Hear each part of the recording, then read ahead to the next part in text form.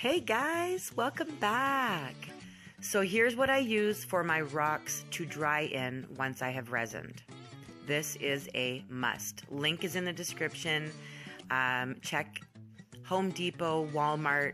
They slide under the bed and your rocks dry overnight, and it's so easy. The lid goes on, the dust stays off of your rocks, and you wait 15, 12 hours, pop them off, and there's no problem whatsoever.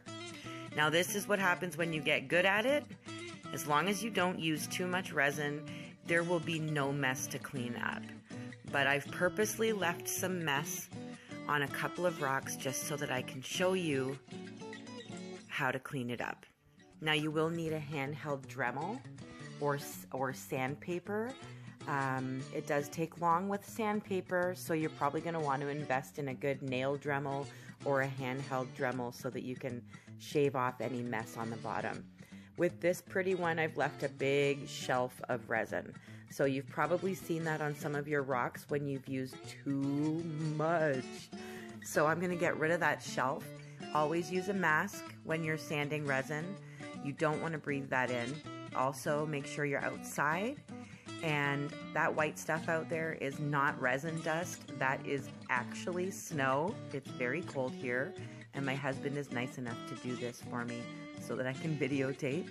We are sanding off the resin shelf or resin nipples that have gathered on the bottom of our rocks, and he's just simply taking off that shelf with the sander. And like I said, the link will be in the description for this Dremel. Very, very handy if you are just starting to use resin. Now, once you're done, rinse all that dust off. Admire the sparkles and rinse. Now, the back doesn't look pretty yet, but I promise you by the time I'm done this tutorial, it will look a lot better. So just rinse it off, let it dry. Use a toothbrush, an old toothbrush or a new toothbrush that you're not going to use on your teeth, or a hard bristle paintbrush, and get all the little nooks and crannies of your rock on the bottom where any of the resin dust might be settled, and just use that hard bristle to get those dust particles out of there. So I've done that with my rock already, and now I'm going to use high gloss Mod Podge. And what this does is basically help smooth the bottom of the rock so that you can make it look better. And who doesn't like a smooth bottom? So we are going to just put a thin layer on the bottom, and we're going to let it dry. It still doesn't look pretty. We're going to let it dry. Now this rock is dark. It's almost black. So I can actually put a little bit of black paint on the bottom to make it look even better.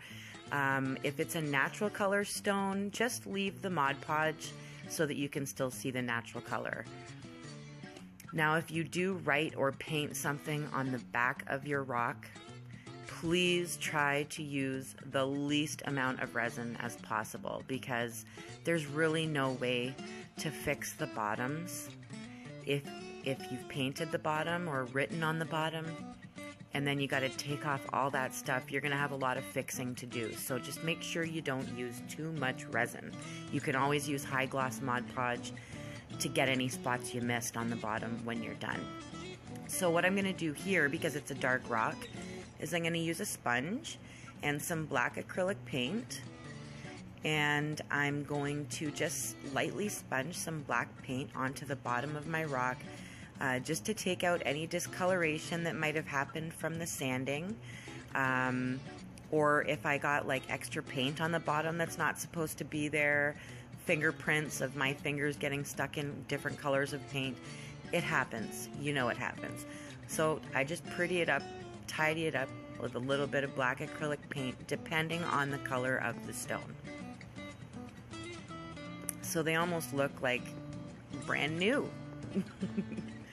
Once that's dry, I'm just going to write my initials on the bottom. Always sign your beautiful work. And I'm just using gold paint and a fine paintbrush and writing my initials on these rocks. If you have any questions, message me. Visit me on Facebook if you can't get a hold of me on YouTube. I'm at Rachel's Rocks. I'm going to leave all the info in the description for you. So I hope that if you have hit rock bottom with your resin, that this has helped you in some way. And I love you all. Thank you for subscribing. Thank you for still being here in 2019. I haven't seen you since last year. But you guys keep painting and have a great time. Once it's dry, I'm doing the same thing again, just giving it a light coat of Mod Podge to shine it up. And it really does give it a nice shine. It's not as shiny as the resin on the top, but it really does clean up the bottoms, and they're good as new. So I hope this helps. Love you guys. Bye.